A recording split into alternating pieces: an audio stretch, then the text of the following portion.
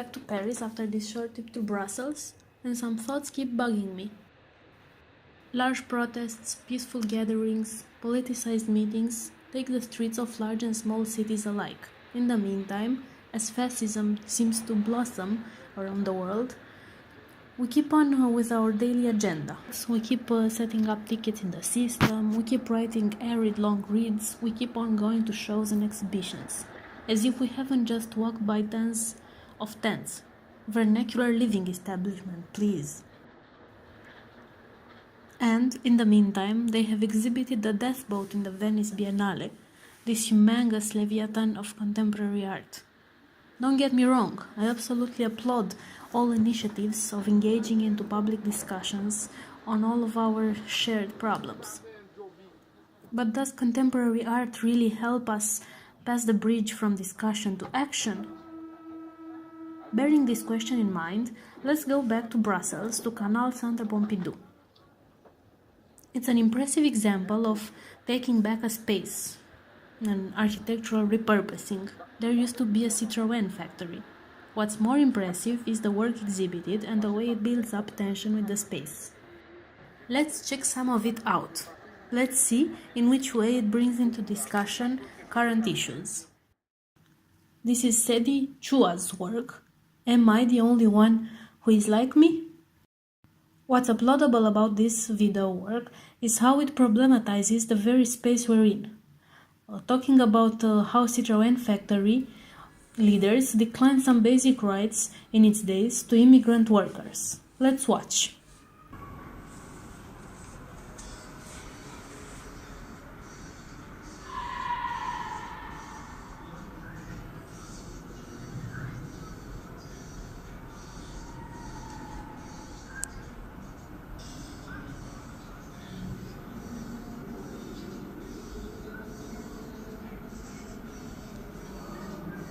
Or how discrimination, once set up and institutionalized, turns back to white folk, and, just by being white, one becomes a possible, probable discriminator.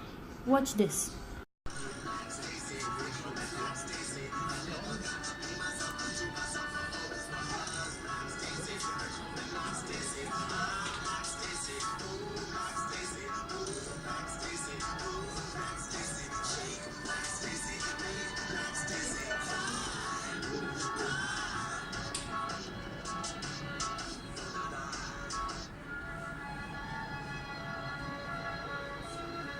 Now let's explore some more of the exhibitions. Armand Gatti, The Lion, Its Cage and Its Wings.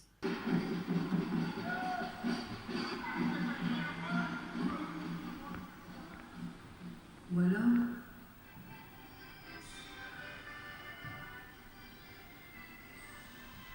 n'est-ce pas tout simplement dans la grande ronde des parapluies, dont 7 mois de Montbéliard sur 12 sont ici.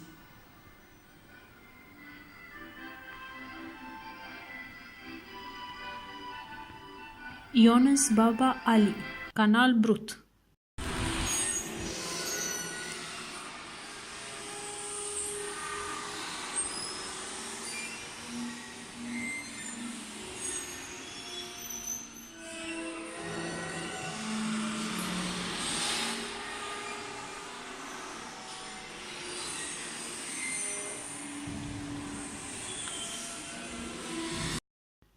Erika Beckman, The Super 8 Trilogy.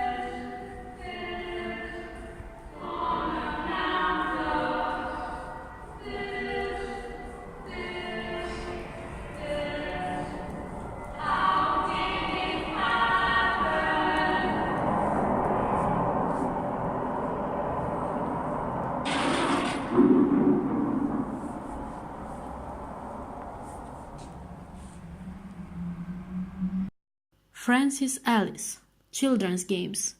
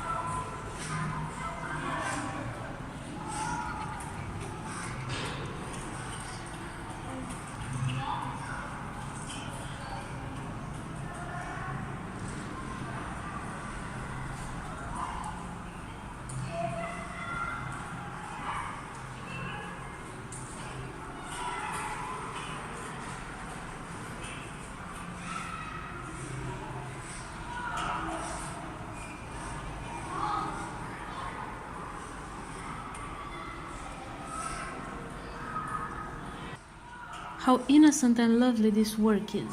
It reminds me of my technology-free childhood. But there's something disquieting, a sadness underlying, isn't it? Maybe the fact that we all know war, terrible violences have been brought upon these people. Or maybe it's just me and my nagging thought of how long we're gonna try and control bare life as it is, while resting ignorant to larger issues. But let's get back to what I mainly wanted to talk about. The collective exhibition, titled Wide Open, in the free part of the museum.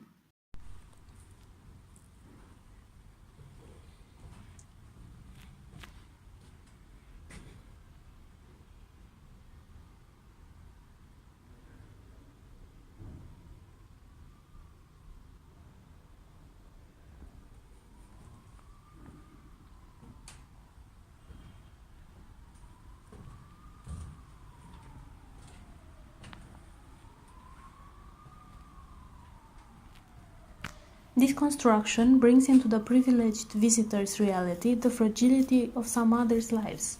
A literally trembling construction featuring photos of refugees of their huge distress, leading up to this. And, at this point, I felt the crack of the emotional and cognitive dissonance divide me. On one hand, it's great to talk and show publicly the difficulties of others, raise awareness. That's how we say in advertising. But where's the call to action? As this is a daily sight for Bruxellois, for Parisians, for so many of us. If just across Kanal Pompidou someone is living just like this, is it really alright to exhibit human pain, sufferance like this? Let me contextualize this question. It is a free exhibition in a public cultural institution where, at the ground floor, people are having a panel regarding the EU elections. But there is no direct action undertaken by Kanal Pompidou, such as a basic donation booth or donating part of the entrance fee.